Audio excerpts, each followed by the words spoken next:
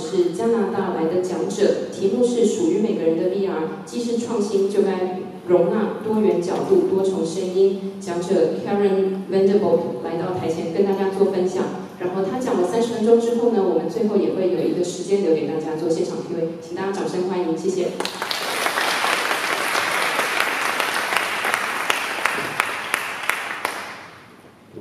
Hello, good morning. Although I was told that this is not morning for Taiwanese people, it's for me a little bit.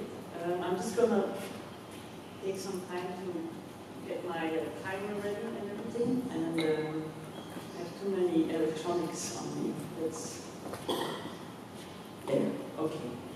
So.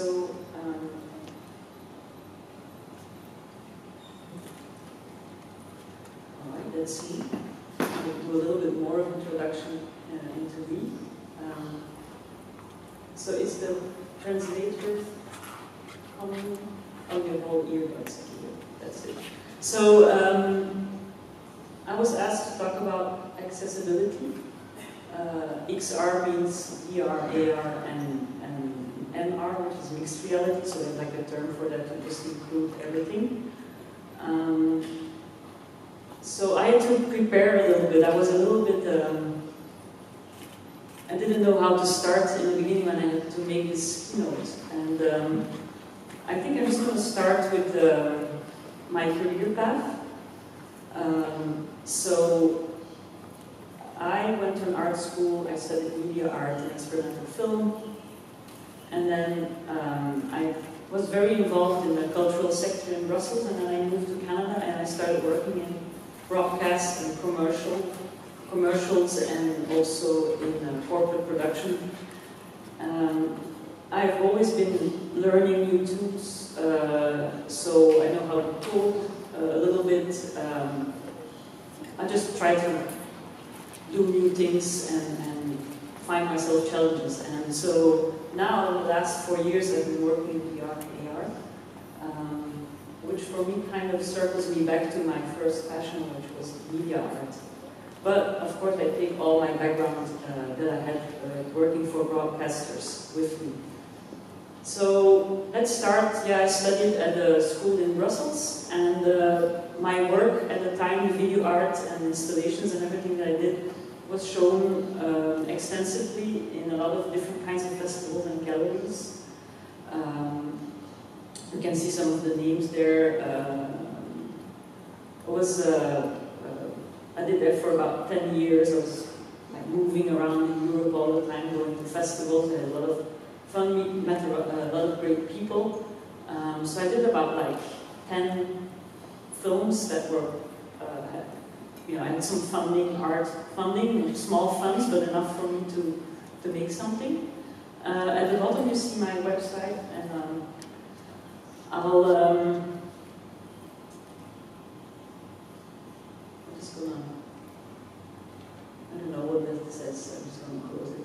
So this is the HTML version of it. So you see, I mean, if I go in here, so you see that lots of different things in there. I just had one work of VR because I've been so busy that I never had the time to really make a demo of all the VR and AR work, but I'll show you some things during the talk.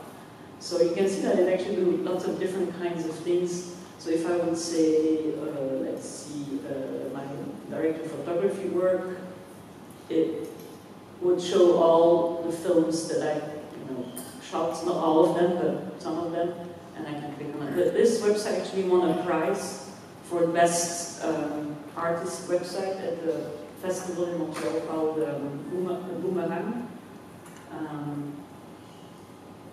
So I was also, as an artist, I was also involved in promoting my peers, that means my fellow artists. And I've always been very involved in organizing events and organizing organizing workshops, but also in finding spaces. And I will go over each one in detail a little bit now. So I work for galleries as an independent curator and cinemas. And when you make art, I always think it's better to organize yourself and show it yourself than wait for somebody to do it for you, right? So, of course, I'm a very curious person, so I meet a lot of people, musicians and everything that I work with. And so at the time, we organized what was called at the time transmedia festivals, or multimedia festivals. It's what we now call a media art festival, same thing. So at the time we were already experimenting with haptics and live processing and so on. We organized concerts of electronic artists. I don't know if you know any of those, Panasonic or Ming-Jung, which is a Japanese noise artist that might even be the best example. But anyway, lots of different kinds of things, and then workshops. So I was an active member of an organization called Constant, based in Brussels. They still exist, I think.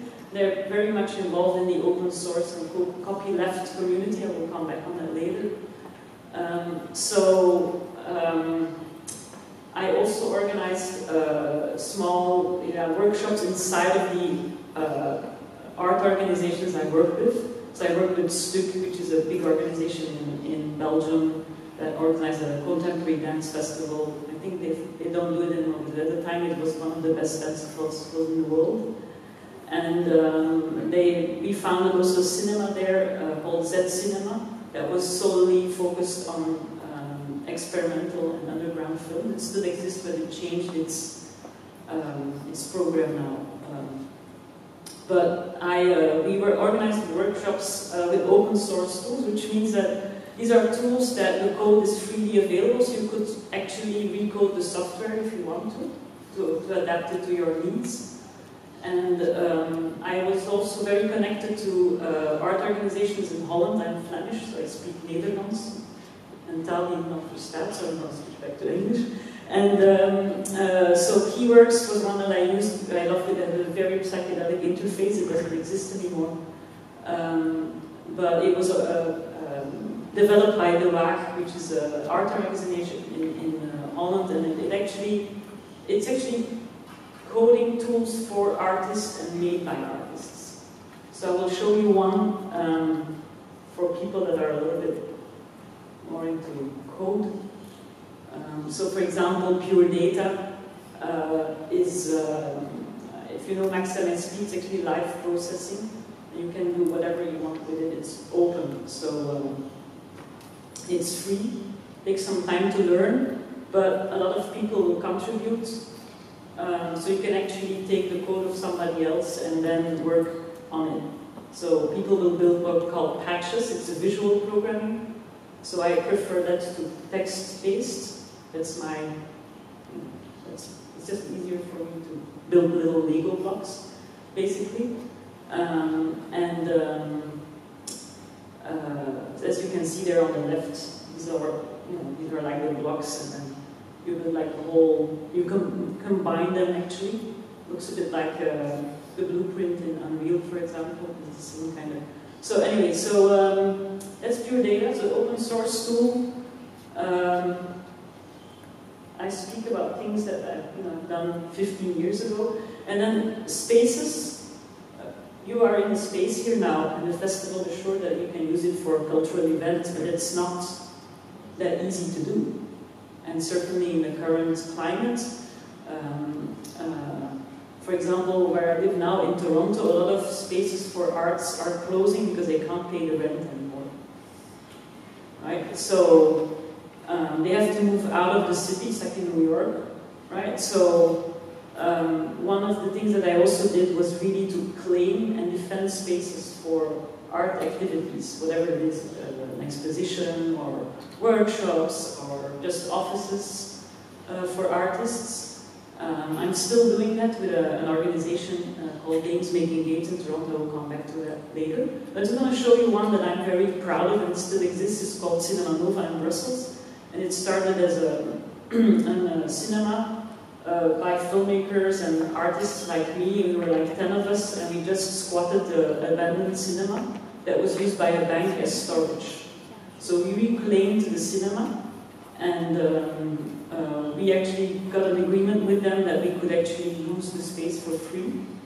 And so it's still running, and we show activists pieces, but also experimental art, concerts, etc. for a very low price, because everything is volunteer-based, and we scavenged the old projectors and everything, and we set it all up. We had an architect giving his time for free also to make the construction of the building fast. So this is the website. It was very funny the other day. I met a Belgian while watching Belgium against Brazil, of course, the soccer match. And I was talking with him. I said, "Yeah, you know Cinema Nova." And he was one of the founders of the cinema. And he was like, "Oh my God, thank you that you did this. This is for the place where I spent every week. I went there because there were all the films that we couldn't see elsewhere." So I'm still very proud of it. That, you know, all of my blood and sweat and tears that went in there, you know, that actually makes a change in people's lives. So that's, sometimes I don't get really feedback of all the efforts that I do. Sometimes I feel like I'm throwing pearls to the swines, but in the end, if you meet people like that, you really, you know, that like made my day, or even, of course, Belgium won as well, so that's great. So I also, just checking the time, I'm going to go a little bit faster. So I also teach. So I teach at Ryerson University and at OCAT. It's a digital art programs. There are two different universities. They have a kind of a different approach. So you see some pictures of my students, and then on the left, I'll talk about a bit more about that, Dames Making Games. Again, this is a place where there's workshops, and I'll show you what they do on the website. So it's a space for people that are outsiders to actually get involved in game design. It's not only code, it can also be narrative design, etc. And we have people from the industry, like Ubisoft, which is a big player, but we have people working from Ubisoft coming to give free courses at our community center. So as you can see here, what we do, workshops, game jams, social events. We have every month, we have an event called VR Dames. So women that are making VR or need some help or thinking about making VR in 360, they can come and we just hang out and eat donuts and just learn from each other and help each other. Why do we need these spaces? Is that when I go to events in the Western world a lot, and I sit on panels or everything, and certainly when it involves technology, I'm mostly the only woman, right? So I look at here, it's very, I like it, it's very mixed, but in a lot of spaces it is not. So that's why we create these spaces, because sometimes people are just too impressed. I am not impressed, but a lot of women and people that are a bit different, that are not fit in the, you know, regular society, they feel not welcome. So this is why we have this space. You can also kind of rent an office there for very cheap. So if you don't want to work on your own all the time, you can just come and sit in the art center and have friends around you and chat and try to work. So that's kind of like continuing with the space, right? So if I have to think about what I've been doing all these years, like now 20 years or so, 22 years, that I work in media art and well, I did a little stint in broadcast for 8 years, but so it's really, I start from a humanist perspective. It's this is a fancy word, human-centered design, you could say. But so for me, it's very important to always start from there. These are some of the so I work with United Nations from time to time. And then I also work with the National Film Board of Canada, which is an institution for documentary and interactive work. And then Kinshasa Now, I mentioned because it's the first 360 VR work that I ever did, and I learned everything through it. I can't show you anything anymore because the website is offline. They took it offline, so I didn't make myself an archive on it. I went to the Wayback Machine to find it, but I don't know, they did a very good job in deleting it. So, and then Without a Roof and Grey Matter are two projects that are in the development, and I'm actively trying to find developing funds for. So Grey Matter got one grant, and I'm waiting for another.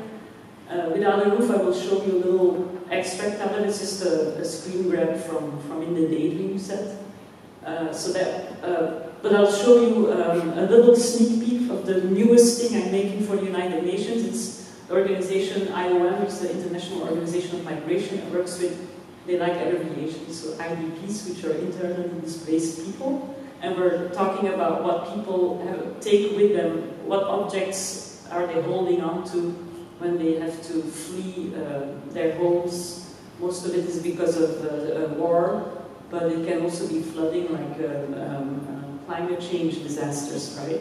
So I'll just show you a little, I don't know if we have sound. There should be, I'm just going to... of people enforcing even more from their homes. In 2017, nearly 1.8 million people were estimated to be living in internal displacement in Nigeria. Hanatu fled her home in January 2015 when Boko Haram carried out a series of mass killings in the town of Baga and the surrounding area. My name is Hanatu Yusuf. I am originally from Cameroon. I moved to Baga and lived there for 12 years until Boko Haram displaced us. In Baga, we were having a nice life. We had a chef. Boko Haram attacked us, burned our houses, burned all our wealth. We left with nothing. We suffered a lot in the hands. We slept in the bush. No food, no water, no place to sleep. I was swimming without any clothes until I reached another bush. There, I saw this t-shirt, and I took it to cover my body. I spent 7 days walking until I reached Mogun. Alright, I'm going to show everything. It's quite exclusive. Yeah, we shown it in Switzerland a couple of weeks ago, Montana. So it's part of I'm also designing a physical exhibit around it and everything, and it's supposed to be shown in the US Senate, but that's going to be a little bit later. We're just in the beginning. So I'll go next slide. So some more examples. So another one I did is called Big Picture. Is about how data is used in humanitarian context. Ocean School, which is a prototype I did for the NFB, which is interactive, it's VR, and what is fun about it is it's actually also an experience where students that don't have a headset can actually change what people see inside of the headset. And then Without a Roof is one of the projects in development, so if I'm just going to do the same like I did, I'm not going to move around a little bit too much, but I'll just show the beginning of the big picture, and that was shown in Davos in the World Economic Forum this year.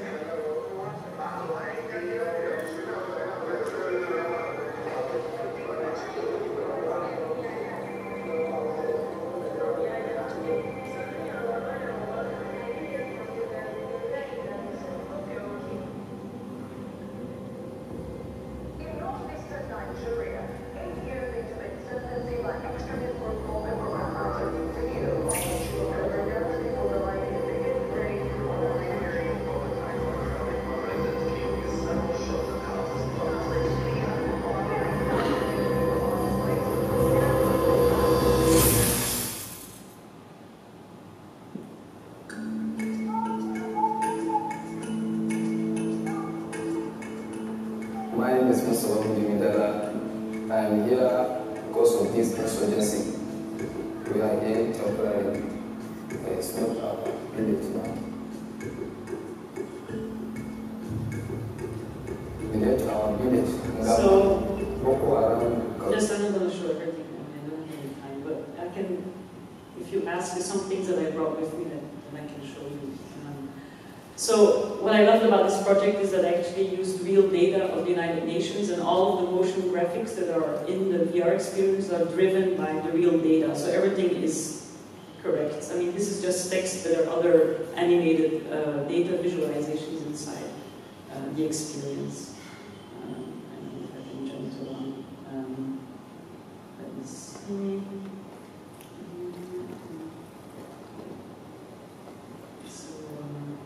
Anyway, I don't have time. Back to my keynote. Ocean School. So, as I said, what I like, I also try to think outside of the headset. So I don't, I think beyond purely what's inside the headset. So this is just a prototype. What happened is that people could, I made a questionnaire for the students. It's a project about ocean science, so I learned a lot about ocean science. It's always great to have to plunge in these subjects that you don't know anything about. And so they have to figure out what influences the appearance of plankton, which is like the basis of the food chain. And so they had to, one student had an iPad with kind of this menu and would start to change things like spring, summer, winter, and he doesn't see actually what we're seeing here in the back, or she doesn't see it. It's the person in the headset that actually sees how the plankton is changing, and they have to communicate and find out what are the variables that are important for plankton to grow. So they just fool around with the sliders and everything. The plankton is going to react. Of course, we had real scientists helping us to cook, so that it's the real phenomenon. And then Without a Roof is a project I am trying to find financing for. This is a very ugly, this is a split screen, I'm very severe for myself. So this is a split screen playout of the Daydream, or one of the versions. So this is a project that I want to work on with organizations that work with children that are living on the street. I have a personal connection to that because at some point I didn't have a home and I had to sleep rough for a couple of months. And so I am very connected to the subject. It's actually a producer who asked me to do it, but I'm carrying it because I really care for it. The idea is that while you're in the headset and you're going through the narrative, or you try to discover more of this person that actually lived on the street, you're actually donating to charity organizations that work in the real world with homeless youth.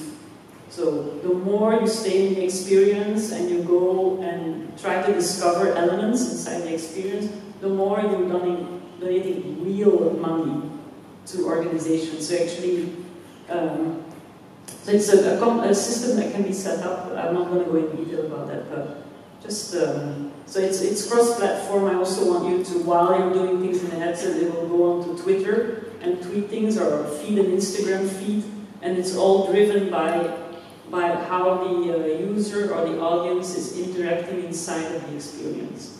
This prototype doesn't do it because it's a huge thing to set up. This is just about more the documentary part of it.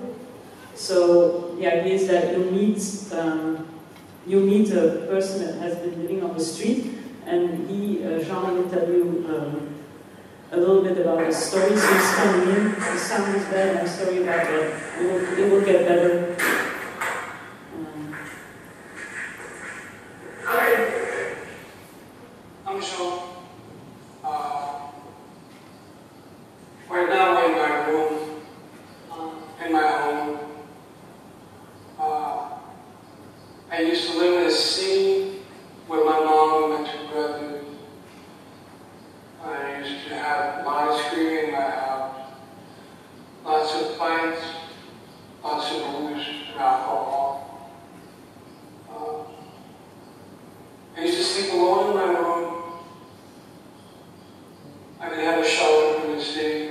Okay, I don't have a lot of time. But for the people that are interested, I brought the experience with me. There's a lot of things that I'm trying to explore here. I'm also combining it with the photogrammetry models, because it's also talking about the last room that they slept in before they found themselves on the street. It's interactive as well. It starts out like this. Anyway, it's playing with changing perspectives of where you are, where I put the camera, so where you are inside of the experience. So, alright. So, after all that, I was like, okay, so if you want to make VR accessible, what do you need? So, I have like here what I call 4 takeaways from 20 years of artivism. Activism in promoting art I think the tools need to be accessible in a way that, well, mostly it is because they will be free and you can adapt them to your needs, so that the open source that I talked about earlier, and also, like, of course, cheap, right? So when I teach, I sometimes teach in schools. And, you know, we use cardboards, right? It's just the cheapest way to do it. There's also an open system headset, OSVR, for anybody who wants to give that a try. I don't have time to show that, but I do want to show, you all know Unity. Unity, the personal edition is for free. So there's also something called WebVR. I'm not sure if anybody talked about it up until now. So I just wanted to mention it. So it is, you can use a code called, markup language called A-frame, and I'll show that too. And you can actually make VR inside your browser, so you can watch, you don't need to download anything, you can watch VR experiences from inside the browser. Now, it's still a little bit clunky and everything, but you know, it's getting better and better, and it's easier to make it work with Firefox, for example. So there's a lot of, you know, there's even, you all know Tilt Brush, well, there's the A-Painter, the same thing, but in WebVR, right? You also have A-Frame, which is, it's very simple. It's a markup language of HTML, basically, and I think everybody can learn it. It's not that complicated. So all of the code can be found. There's a large community that shares the code. I use Glitch to reverse engine a lot of things. There's a manual, and there are actually slides that help you to learn it. There's like lessons that they made ready available to learn A-frame. It's great for low poly experiences. Video is always a little bit problematic. I did make one corporate job, a web VR shop with A-frame, but I mean, I had to do a lot of acrobatics, creational to do that. So sharing knowledge, I talked about it already several times through workshops and everything, but I think also education in general needs to be really affordable. So for students, that they don't have to put themselves in debt for the rest of their lives to study. I'm talking to all the US people here. Outreach. So, for example, like David's making games, an example of that. So, it's all good to say, but you know, we're open for everybody. But those everybody, they don't hear you because they're not in your universe or in your silo. You know, we live very much still in classes and in silos. So it's really important that you actively go and try to find people. For example, in Dave's Making Games, we now have a partnership with the Black community in Toronto. So we're doing more and more workshops where we really reach out to the Black community in the city. And then, of course, money. I think private but also public money is necessary to keep things afloat. I always say that the humanities will make us all richer. The other stuff is only going to make 1% richer, right? So it's a problem. I've talked to other people, my colleagues. It's always very difficult to get money for content. The hardware people are always complaining that there's no money for content, but give it to us, and then we'll make fun stuff. This is me. This is how you can reach me. I also have a blog on Medium, so where I try to write. I don't have a lot of time, but I try to write about what I do, my case studies, so you can learn from my mistakes. And I'll just quickly show. I also have a company for more corporate clients. It's called Nordest Studio. This is our old website, and I'm going to go too far in it, but I just wanted to mention that I do also need commercial work. Anyways, I have to pay the bills, and thank you very much for listening.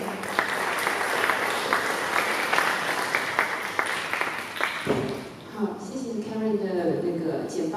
那我们目前还有剩下大概7分钟的时间，可以让大家提问。不知道现场有没有观众想要问 Karen 问题的，可以举手。那如果没有的话，是不是我这边先抛出一个问题来？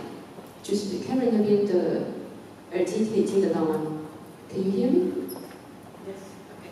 那我想询问一下，就是说，因为其实您在媒体的部分以及在那种组织活动上面、公益的活动上面，其实投入了蛮多年了。那在您过去4年就是开始投入 VR 以后，您觉得 VR 的这个媒介或者是它的这个运用，对于你所要追求的那个公益的一个目的，有什么样子的特别的帮助？跟以往的媒体有什么样子的不同？ Okay, well, you all know about this empathy thing, so that's why UN, still wants to put money in VR experiences, but it actually is true that certainly when it's like a first-time experiencing 360 video or VR, it is quite impressive, and people are really touched by being in a hut somewhere in Africa suddenly. So I think it's still valuable there. Then again, I think it's important to open up to diverse groups, so we have different kinds of stories that are being told, and not just shooting games and horror games or something. When you have people coming from very different backgrounds than Silicon Valley, basically, you get really other kinds of stories. I know there are VR incubators in Africa and everything. So VR, it's a new medium, and it's important that from the beginning, people that don't necessarily have tech knowledge or are coming from a background where financially there's kind of a struggle, that they can get access to the technology. Spaces like some of the spaces where we are, there are headsets, right? So you can come to the office and you can just use the headsets that are there. So it's just a way of opening it up, and that's basically for all new technology. And A-frame is a good example of a technology and a code that is not patented. And Facebook is giving away some things, of course, because they want to push the populace. So a lot of SDKs and everything you can download for free to make it work with their headsets. And A-frame is different because it works with any headset, so it's not linked to just one particular platform, right? So yeah, that's VR is not, for me, it's just another thing. I think it's important. It's like it's a new medium, and it's I love it. I mean, it's very powerful. So I really wanted to be open for everybody. And it's people like me who have the chance to work and actually to earn some money with it, to give back to people that have less than I have. And there's in many ways that you can do that. I mean, if you don't have money yourself, then you must know something that you can share with somebody who doesn't know. So. 那观众们有问题要提问吗？好，第一位观众，您稍等一下，我麦克风。不好意思，来，请到台前来跟我谈好了，不好意思。I thought it was so clear. 你好，那个想请教一下，就是说，刚刚有看到讲者为我们带来一些比较纪录片式的 VR 的一个应用。那想说，请问一下，就是在纪录片的 VR 拍摄的实作上，它是不是有跟一般纪录片不一样的它的难度，或是它的挑战？那或是它的优点在哪里？对，可以继续跟我们谈一下这一块，谢谢。Yes, it's very different. And so when you decide to make a documentary project in VR, that's because you really want to work in VR. So you really have to rethink the whole documentary practice, basically. But I like to do that. If you're scared by doing that, just then don't start. You can't force traditional filmmaking into VR or 360. You can use elements of it. Most of the time when I work in VR, what I love about it is I introduce elements that are coming from game design, for classic documentary, but also from theater and performance art. They all kind of converge in VR, or the projects in VR that I make and I would like to make. So if you like that kind of practice, then VR is a great medium, or AR, or mixed reality. If you're just like, if you don't see how it would leverage your story, then just don't do it, honestly. It is different, so you really have to rethink, and there's things that you can't do in classic that you can do in VR.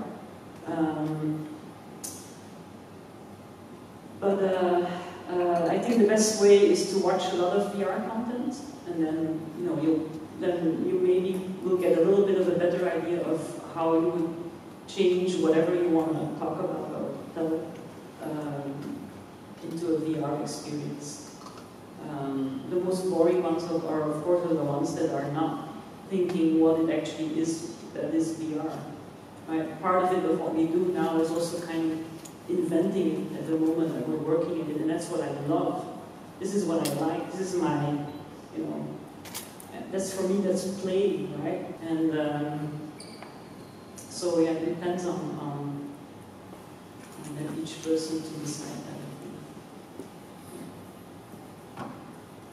谢谢 Karen。那我们的时间差不多到了，我们差不多要往下一个讲者走。那如果有问题的话，刚刚 Karen 有留下他的联络方式，或者是说其实他也会在现场。如果大家有问题的话，中间也可以跟他提问。是不是我们就再次谢谢Karen 来跟我们分享关于 VR 的一个多元的创新？谢谢。There's one thing I want to do, and I need your participation.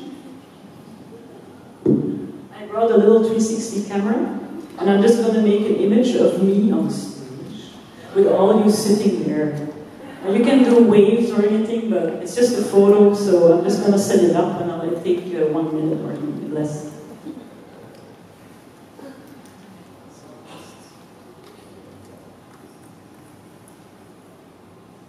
Of course, it's not working.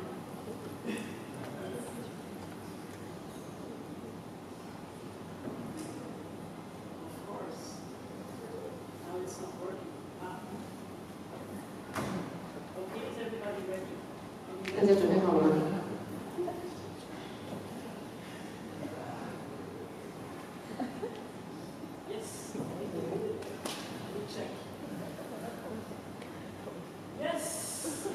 耶！恭喜大家！好，谢谢各位，然后也谢谢各位时段的科技，谢谢。那我们接下来要邀请的是来自澳洲的 Anton Enriquino， 他是 Dropgate 的 VR 的总经理，也是我们这一次澳洲影片外力的总和的制片。那他要来跟我们分享的是，不止在 VR 在影片的部分，其实还有关于 VR 在文化和艺术方面的发展。我们是不是邀请 Anton 来到台前为大家做分享？那也稍等我们一下，我们要